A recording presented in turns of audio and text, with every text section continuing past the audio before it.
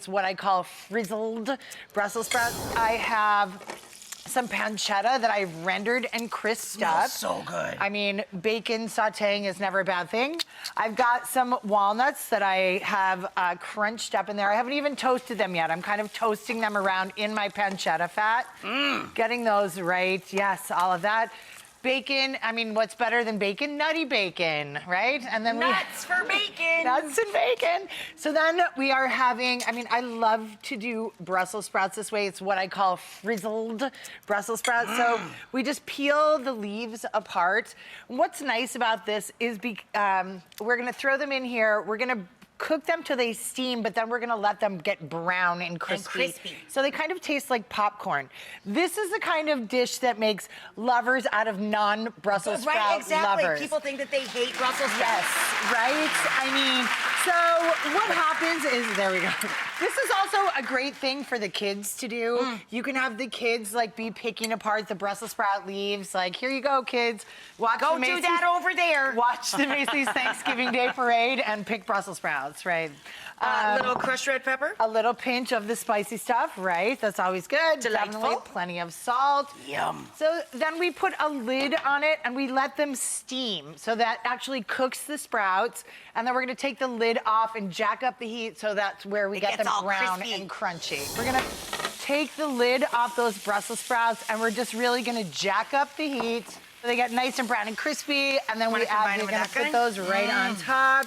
And so they kind of taste like popcorn. Yum!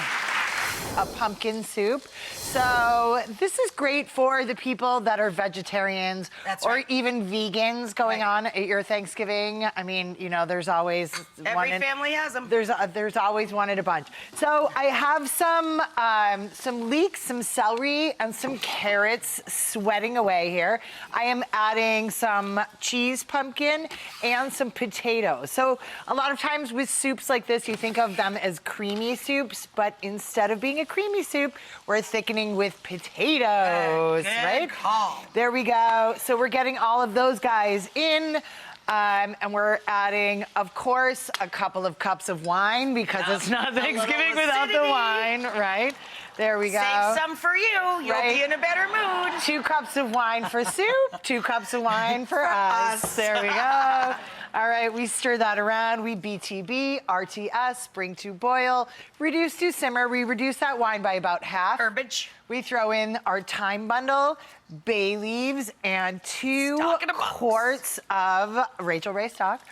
And we're gonna give it a little fun citrus. So I have an orange that we're going to just cut in half, squeeze, and drop right in there. So it gives a fun little like sweetness, deliciousness happening.